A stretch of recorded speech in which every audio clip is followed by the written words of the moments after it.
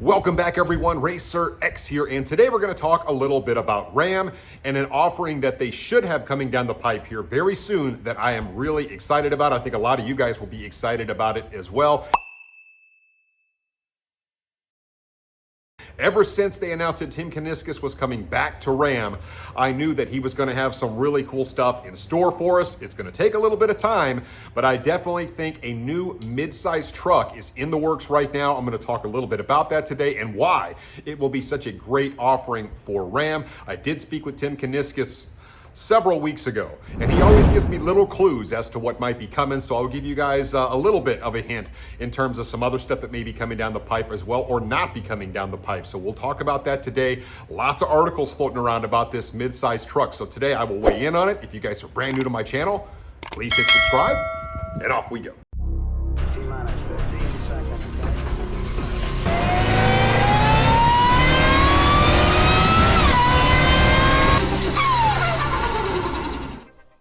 Today I'm back at the Dream Giveaway Garage in Largo, Florida, because I want to show you guys something really special. I recently showed you one of their newest Mopar giveaways, and they are both absolutely epic. It's these two monsters right back here, two classic Mopars. I absolutely love these, but they got something else, one of their most expensive giveaways that they have ever done, one of the most epic cars they have ever given away, and I just have to show it to you. Take a look at this.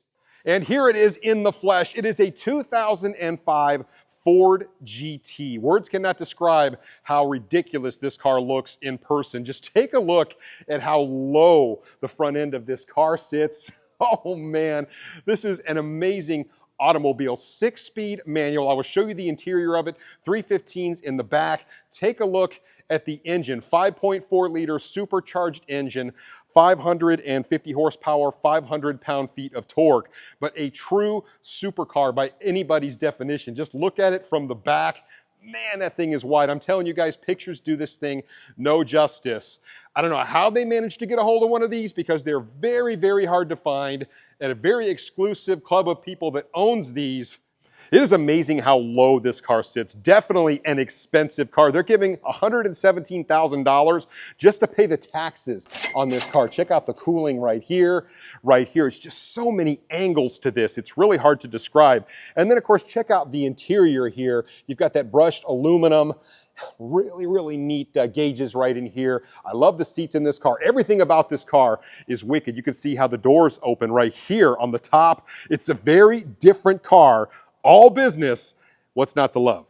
So guys, don't miss out on your chance to win a Ford GT. Absolutely pristine, as I mentioned. I am in love with this car. What an amazing machine. All you have to do is go to Dream Giveaway's website, enter my code, RacerX, and you will get not 3, but 4X entries. This is brand new for 2025, so make sure you use my code. I will go ahead and pin a link in the comments section to make it easy to find, but you definitely want to get in for this drawing. Like I said, one of the most expensive ones they've ever done on one of the most unique cars they have ever done. I cannot wait to see who wins this monster.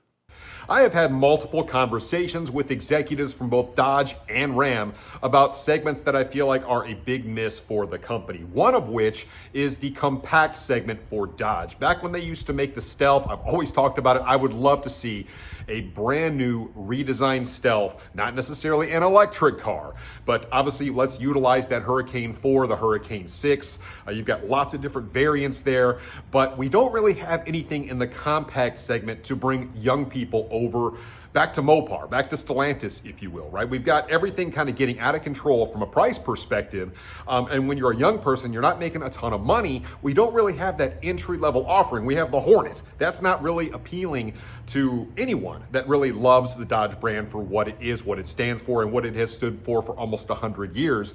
And they're just completely missing the ball on this segment. I would love to see, a reinvented Stealth, a reinvented Dodge Neon, like an SRT4 version. I mean, they had some pretty cool compact cars back in the day that didn't cost an arm and a leg. And that is one of the biggest things that they need to get back to, is start making cars affordable again. Start making things that appeal to young people, that are fun, that are sporty, that have nice looks to them. I mean, all of that is very doable. I just feel like it's such a miss.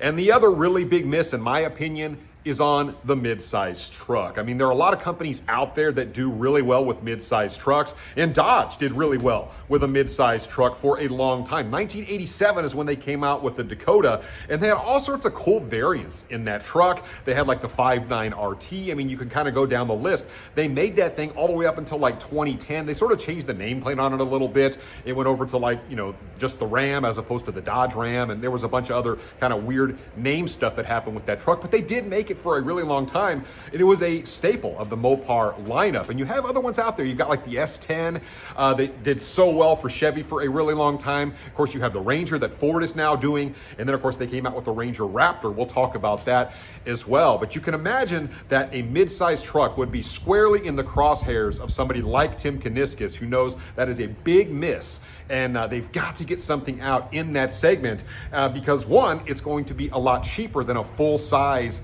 1,500 truck. And that's the biggest thing that they need to think about right now is affordability. And that is squarely on the mind of Tim Kuniskis based on multiple articles that I have read and his conversations with me is how do we get these trucks back to affordability, keep the quality there? We need to give people more options. Well, this is a perfect opportunity to go with a smaller, lighter, more affordable truck. And I feel like that could be a big, big deal for them. So I want to talk a little bit about why I feel like Ram would do really well with a revised mid-sized truck. After all, look at what Ford is doing with their Ranger. That is a really good selling truck for them, and it brings in a little bit of a different market segment. It is smaller, it is lighter, yet it still does truck things, and it's way more affordable. If you go sit in one of those trucks, they're actually pretty nice. And then you jump to the Ranger Raptor, which is a really cool little truck, fully decked out, $60,000. I mean, and it is a nice package on that thing. And it doesn't cost nearly what some of their upper level trim like F-150s do. And this is something that Ram could do really well. I mean, think about the power plants that they have on tap from Stellantis. You've got the Hurricane 4, which basically makes the exact same amount of power that they put in the Ranger currently, right around that 280 horsepower range, yet it makes way more torque. So that is a really solid base option if they wanted to go that route. And then when you talk about like what goes in the Ranger Raptor, which is an EcoBoost, puts out 405 horsepower, 430 pound-feet of torque, which is really solid. But even the standard output inline-six Hurricane engine that Stellantis has on tap makes a lot more than that. 420 horsepower, 469 pound-feet of torque. And if they really wanted to get crazy with it, and I think they certainly could, they could go and put a high-output Hurricane in it, making 540 horsepower, possibly 550, like what's going in the new Charger, and way, way more torque. And that would absolutely blow the doors off of the Ranger Raptor. So if they could keep that affordable, if they're able to come out with this truck and keep it below or at even what the Ranger is, this could be very, very successful and certainly give the Ranger a run for its money. And that thing just kind of ran away with that segment. And I know Tim Kuniskis definitely, he understands this. He's said that they definitely are missing this segment. It's something that he has in mind. And based on the articles that I've read, they're thinking that they will get a truck out there, a mid-sized truck, sometime in the 2027 model year. But that is still more than 2 years away. And in my thought, they definitely need to get this out way sooner. So if Ram does decide to go the performance route and do an SRT version of their new mid-size truck, I think that would be absolutely sick if they put a high-output Hurricane in this little package, maybe 5,300 pounds, give it some really cool wheels, a really cool stance. It doesn't necessarily even have to be an off-road type stance. We all know that they had a lot of luck with their SRT-10 with the Viper engine back in the day, and that wasn't an off-road style or Baja style truck. That was a road truck, and I absolutely love that truck. A lot of you guys know they had a quad cab and they had a single cab. Now, Tim Kuniskis has told me multiple things, and I've also read multiple things. One, if you think they're going to come out with a new single cab truck, they're not gonna do it. He's already told me that there's just not a market for that. As cool as those trucks were, they feel like there just isn't a big enough market to make that truck. The quad cab is the way to go. And then for you V8 guys out there, I know everybody's saying, no, I'm just not doing anything until, they throw a V8 in it. Kuniskis has basically come out and said, look, the V8 is not in the works, at least at the moment. I'm not ruling it out, but at this point, it's not being streamlined. It's not coming to the front, and don't expect a new V8 to be going in a Ram pickup truck anytime soon. I mean, that's coming directly from Tim Kuniskis, guys. You can read that. I believe Mopar Insiders, our buddy Robert, actually put something out about that. But it's going to be a while. If they do throw a V8 in it, it's not coming anytime soon, guys. But I really like the Hurricane power plant, as I've told you guys in the past. I think everybody tries to nitpick that. They try and find anything wrong. Or, you know, there's a plastic piece here. It doesn't have a dipstick, and they try and find reasons not to like that engine. I have driven multiple Hurricane-powered engines, and I think it is really nice. And most of the people that I have talked to that have driven the Hurricane-powered cars, big SUVs and trucks at this point, they actually really are impressed with the Hurricane, and from a longevity perspective, it remains to be seen how it's going to work out. But I definitely really do like the Hurricane power plant.